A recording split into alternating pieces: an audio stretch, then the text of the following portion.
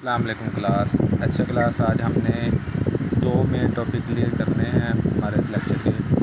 एक conditional probability है और इसमें डिपेंडेंट और इंडिपेंडेंट प्रोबेबिलिटी को कंडीशनल प्रोबेबिलिटी में निकालने का तरीकाकार सीखना है। और दूसरा हमारा टॉपिक है मल्टीप्लिकेशन रूल। तो यहाँ पे भी दो इवेंट डिपेंडेंट और इंडिपेंडेंट है। ये हमारा आज का जो टॉपिक होगा लेक्चर का और उसके क्वेश्चन होंगे। तो कंडीशनल प्रोबेबिलिटी हम किसको कहते हैं? तो डेफिनेशन किया है probability of an event B occurring when it is known that the some event A has occurred. ऐसी प्रोबेबिलिटी जिसमें हमें किसी एक का पता हो कि उसके अकर करने की प्रोबेबिलिटी क्या है। तो अगर एक अकर करे तो दूसरा प्रोबेबिलिटी की क्या होगी, ये फाइंड करने के लिए हम कंडीशन प्रोबेबिलिटी निकालते हैं। कंडीशन प्रोबेबिलिटी को हम दो तरह से फार्मूला से डिपेंड करते हैं। एक वहाँ जहाँ पे हम समझते हैं कि हमारे जो इवेंट्स हैं वो डिपेंड कर रहे हैं, और दूसरा वहाँ जहाँ पे हम समझते हैं हमारे इवेंट जो डिपेंड नहीं कर रहे, यानी कि इंडिपेंडेंट है। तो डिपेंडेंसी में या कंडीशनल में जहाँ असल में डिपेंडेंट हम कंडीशन के लिए यूज़ करते हैं, जब डिपेंडेंट नहीं होंगे तो फिर probability B over A probability A B के ही इक्वल हो जाएगी। वो आगे क्लियर होता है बी। तो इसमें यूजेस क्या हैं, कहाँ यूज़ होती है कंडीशन प्रोबेबिलिटी? ज़्यादातर ये इंडस्ट्रियल एरिया में और बायोमेडिकल एरिया में बहुत ज़्यादा यूज़ हो रही है।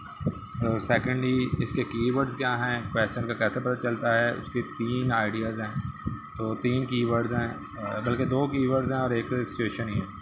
तो ज़्यादातर जो कीवर्ड्स नज़र आएंगे आपको गिवन दैट क्वेश्चन में नज़र आ जाए तो पता चल जाता है कि ये कंडीशनल का क्वेश्चन है। इफ़ से पता चल जाता है, या हम सारे ओवरऑल गिवन दैट इफ़ को अगर ना भी ध्यान में रखें तो अगर हम कंडीशन को देखेंगे कि वो क्या कह रहा है, अगर वो एक के होने के बाद दूसरे को अप्लाई करवाना चाह रहा है तो समझ जाइएगा कि आप कंडीशनल प्रोबेबिलिटी का क्वेश्चन है आपके पास।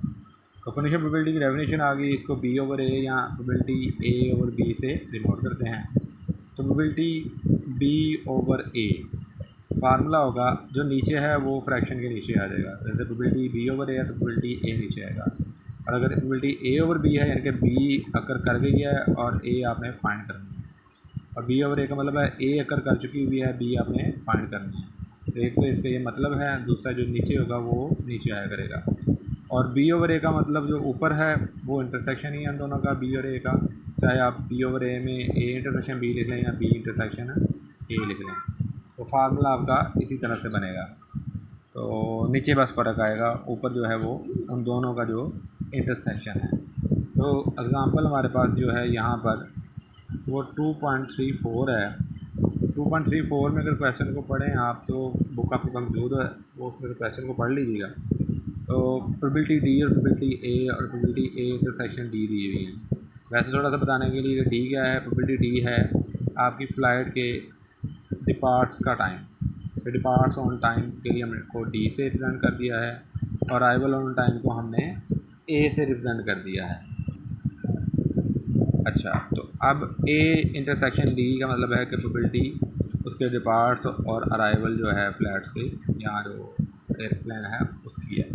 तो ये तीनों चीज़ें आपको क्वेश्चन में गिवन है, और फाइंड आपने करना है दो चीज़ें यहाँ पर। पहली में आपने ये फाइंड करना है कि डिपार्ट्स ऑन टाइम हो गया गिवन दैट में है, और आपने प्रोबेबिलिटी फाइंड करनी है ए की। तो probability A given that D आ जाएगा। तो ए गिवन दैट डी का फार्मूला, अगर इसको ए बी था फार्मूला था, प्रोबेबिलिटी बी नीचे आई थी और इंटरसेक्शन बी, तो उसी के हिसाब से ए गिवन दैट डी की फार्मूला बन जाएगा प्रोबेबिलिटी ए इंटरसेक्शन डी, और डी नीचे है तो लादा यहाँ पे प्रोबेबिलिटी डी नीचे आ जाएगा। तो प्रोबेबिलिटी ऊपर आनी है इंटरसेक्शन डी की, या डी इंटरसेक्शन ए भी कह सकते हैं इसको, तो 0.78। प्रोबेबिलिटी डी आपको दी हुई है 0.83। इन दोनों को डिवाइड किया और हमारे पास आंसर आ गया। अगले में बी पार्ट में कहा आ गया कि अगर प्रोबेबिलिटी ए यानी कि अराइवल ऑन टाइम की प्रोबेबिलिटी आपको दी जाए तो फाइंड करें प्रोबेबिलिटी ऑफ डी। फार्मूला बन जाएगा प्रोबेबिलिटी डी ओवर ए या डी गिवन दैट ए। तो इस क्वेश्चन में अगर आप ध्यान से पढ़ेंगे तो गिवन दैट का वर्ड यूज़ किया गया है। तो सिचुएशन से भी आपको पता चल सकता है, सिचुएशन को देखते हुए भी आपको पता चल सकता है, और इसमें कीवर्ड गिवन दैट है तो गिवन दैट के वर्ड के उससे भी आपको अंदाज़ा हो सकता है कि ये जो क्वेश्चन है आपका कंडीशनल प्रोबेबिलिटी का है। तो सेकंड आपने डी ओवर ए के लिए तो ए इंटरसेक्शन डी लिख लें या डी इंटरसेक्शन ए लिखें, फ़र्क नहीं पड़ेगा, लेकिन गिवन दैट ए है तो लादा नीचे ए आएगा। तो दोनों प्रोबेबिलिटी दी हुई हैं, वो यहाँ से पिक करें, यहाँ पुट करें और आपका आंसर आ जाएगा। नेक्स्ट एग्जांपल फिर कंडीशनल प्रोबेबिलिटी के लिए है। तो इसमें इसके एग्जांपल को जब रीड करेंगे तो आपको उसमें लेंथ, एक इंडस्ट्रियल एरिया है जिसमें जो है ना टेक्सटाइल की इंडस्ट्री है, उसमें उसने एक स्ट्रिप्स हैं, तो उसमें लेंथ डिफेक्टिव होना स्ट्रिप्स की और टेक्सचर डिफेक्टिव होना, ये दो चीज़ों की बात की गई। आप क्वेश्चन पढ़ लीजिएगा, एग्जांपल 2.35 आपको समझ लग जाएगी। तो लेंथ रिप्रेजेंट, एल रिप्रेजेंट कर रहा है लेंथ डिफेक्टिव को और टी रिप्रेजेंट कर रहा है इवेंट के टेक्सचर डिफेक्टिव को।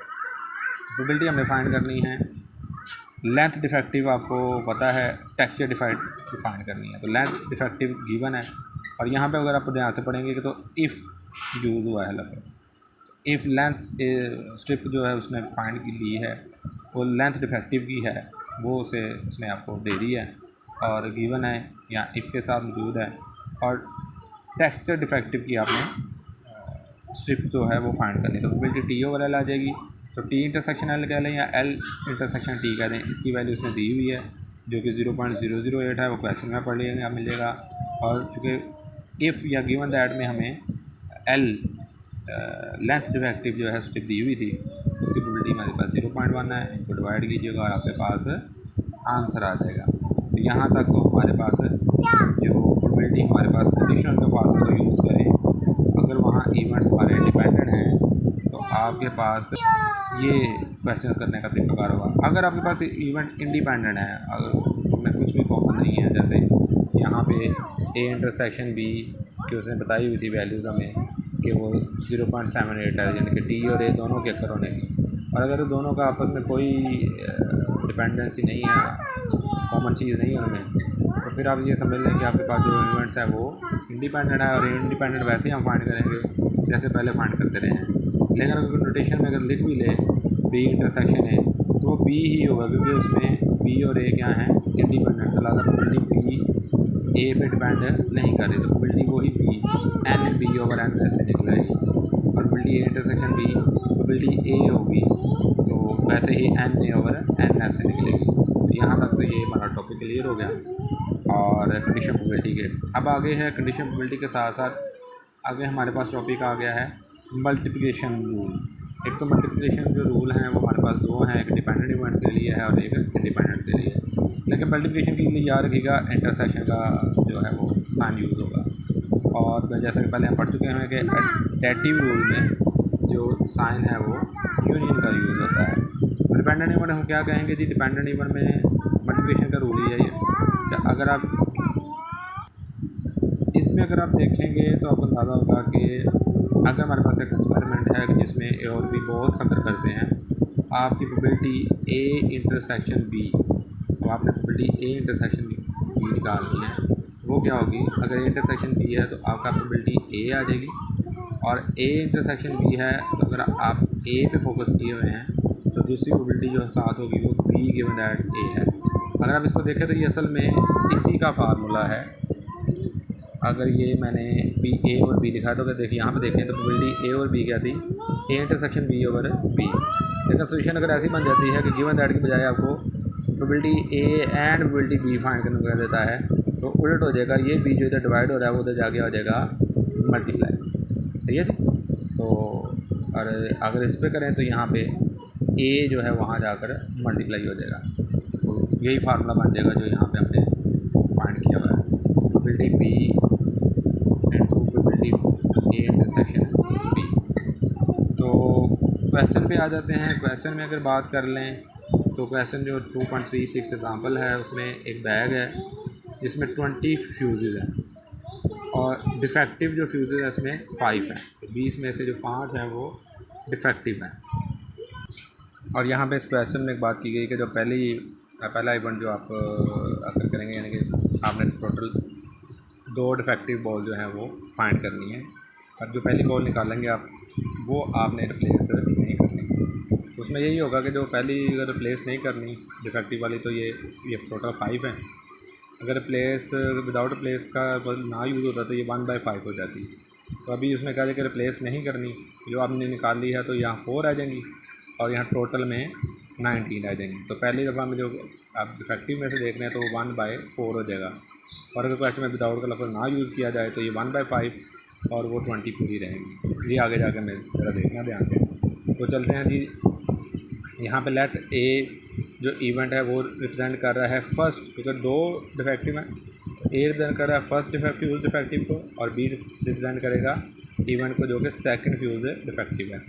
और प्रोबेबिलिटी जो फाइंड करनी है इंटरसेक्शन बी, वो रिप्रेजेंट क्या कर रही है कि ए अक्कर्स, ए इंटरसेक्शन बी का मतलब है ए का जो फर्स्ट अक्कर होगा, ए अक्कर एंड बी अक्कर। लेकिन जो ए अक्कर है उस पर कोई मसला नहीं है, पर जो बी अक्कर होगा वो आफ्टर ए अक्कर, अगर पहला ए अक्कर होगा तो बी अक्कर होना है।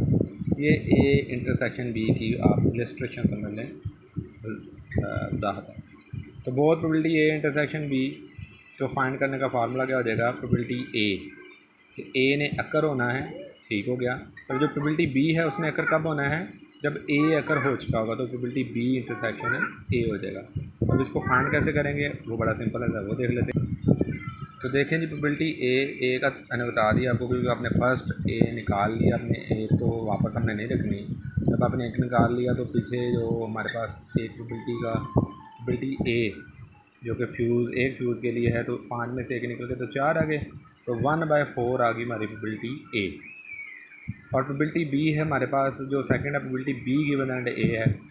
तो बी गिवन दैट ए का मतलब हमारे पास चूँकि एक निकल चुकी हुई है, तो टोटल हमारे पास जो पीछे वैल्यूज़ रह गई हैं 20 में से वो रह गई हैं हमारे पास 19, और जो फ्यूज़ वाली डिफेक्टिव निकालने हैं फ्यूज़, वो हमारे पास 4 रह गए हैं, तो वो हो जाएगी 4/19। तो प्रोबेबिलिटी ए होगी सिंपल 1/4, क्योंकि एक हमने निकाल ली है, वो हमें प्लेस नहीं करनी डिफेक्टिव। और यहाँ फिर आ जाएगा प्रोबेबिलिटी ए की जगह पे 1/4, और चूँकि आपके टोटल डिफेक्टिव 5 थे, लेकिन एक तो निकल चुका हुआ है तो 4, और 20 में से भी चूँकि टोटल आपका 20 था, तो उसमें भी एक निकल लेगा, तो वो 90 रहते। तो 4/19 आपकी आ गई बी ओवर ए। 4 से कैंसिल, तो 1/19 आपका आंसर आ गया। इसी तरह से इसका एक और क्वेश्चन है जिसे एंड के लिए यूज़ किया गया है। तो देखिएगा, इसमें क्या है, 2 बैग हैं, एक बैग में वो पढ़िएगा, आपको ये चीज़ें समझ आ जाएगी। जैसे कैसे पढ़ेंगे तो उसमें वाइट बॉल्स आपको बैग 1 में, पहले बैग में 4 वाइट बॉल्स हैं, और ब्लैक बॉल्स जो हैं वो हमारे पास 3 हैं। तो इनको टोटल नहीं दिया होता, हमें खुद टोटल करना होता है। तो 4 3 का टोटल कर लें तो बैग 1 में 7 टोटल है, जबकि वाइट जो बैग 2 है उसमें वाइट बॉल 3 हैं, ब्लैक बॉल 5 हैं, टोटल कर ले तो 8 हैं। और हमें प्रोबेबिलिटी फाइंड करनी है कि वो कह रहा है कि बैग 1 में से एक बॉल निकाली गई है, ये नहीं बताया गया कि वो वाइट है या ब्लैक। यहाँ से एक बॉल निकली है और हमने सेकंड बैग में रख दी है, तो एक तो बात क्लियर हो गया। तो यहाँ तो वाइट बॉल निकली यहाँ से, यहाँ ब्लैक बॉल निकली है और यहाँ पर आ गई है, तो उसमें निकली थी बस, और एक माइनस हो गया था। और यहाँ पे हमने ये भी देखना है कि वो आगे जाके ऐड अप होगी। तो इसको शुरू कर लेते हैं। तो लेट B1 रिप्रेजेंट कर रहा है drying of black balls from bag 1, और W1 वाइट बॉल के लिए represent from the drying of the white ball of from bag. And ये चूँकि जो पहले बॉल्स वगैरह बॉल निकाल के रख दिए, मैंने बताया उन्हें वाइट है ब्लैक, तो इसके लिए हमें बी और W1 दोनों को रिप्रेजेंट करना पड़ा, क्योंकि हो सकता है कि ब्लैक बॉल निकली हो सकता है वाइट बॉल निकली हो। जो बैग 2 के बारे में वो कह रहा है कि फाइंड द प्रोबेबिलिटी कि सेकंड जो बैग 2 में से जो बॉल निकाली है उसकी प्रोबेबिलिटी फाइंड करें कि वो ब्लैक बॉल हो। तो लिहाजा यहाँ पे हमें B2 बनाना है, W2 नहीं बनाना है। वाइट बॉल के बारे में तज़किरा नहीं है बैग 2 का, और ना हमें फाइंड करना है ना हमें निकालना उसको, तो लिहाजा हम W2 नहीं बनाएंगे, तो बस B2 बनाएंगे represent the black ball from the bag 2। तो अब इस सिचुएशन में हमें कंडीशनल जो देखनी है वो ये है कि जो बैग 1 से बॉल निकली है वो बैग 2 में गई है।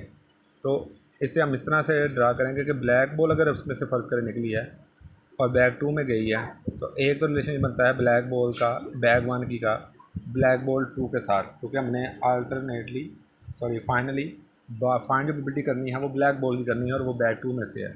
एक केस बन गया, जो ब्लैक बॉल निकली थी वो ब्लैक बॉल बैग 2 में आई है, तो वो उस केस में हम प्रोबेबिलिटी फाइंड करेंगे ब्लैक बैग 1 की, उसका इंटरसेक्शन ले लेंगे ब्लैक बॉल बैग 2 की। और यहाँ ये भी हो सकता है कि जो बॉल आपने निकाली है बैग 1 में से वो वाइट बॉल थी, लेकिन सेकंड में से जो निकालनी है प्रोबेबिलिटी जो फाइंड करनी है वो ब्लैक बॉल की है।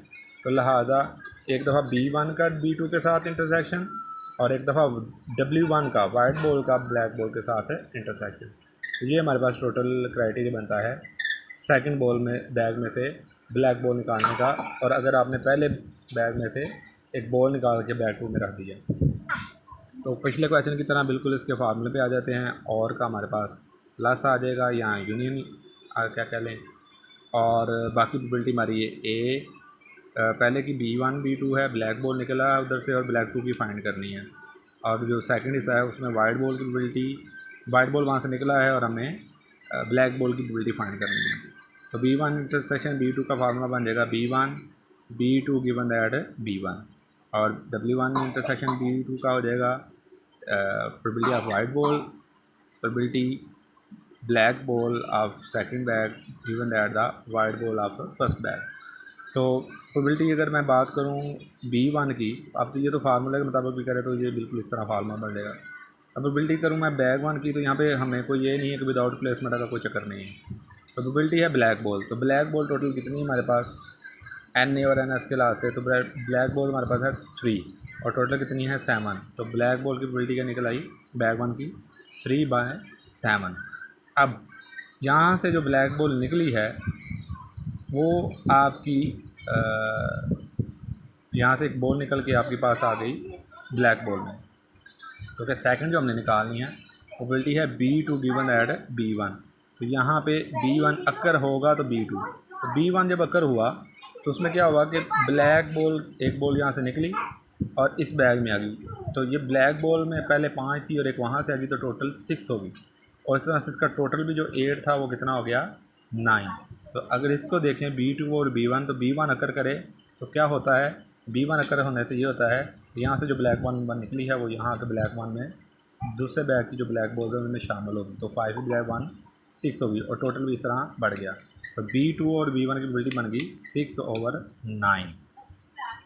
अब प्लस का प्लस आ गया, अब हम सेकंड इसमें चले जाते हैं वाइट बॉल। अगर फ़र्ज़ कर ले कि वाइट बॉल की प्रोबेबिलिटी हम देखें तो यहाँ पे तो कोई गिवन दैट नहीं है पहले हिस्से में, तो उसमें सिंपल वाइट बॉल की प्रोबेबिलिटी है बैग 1 की।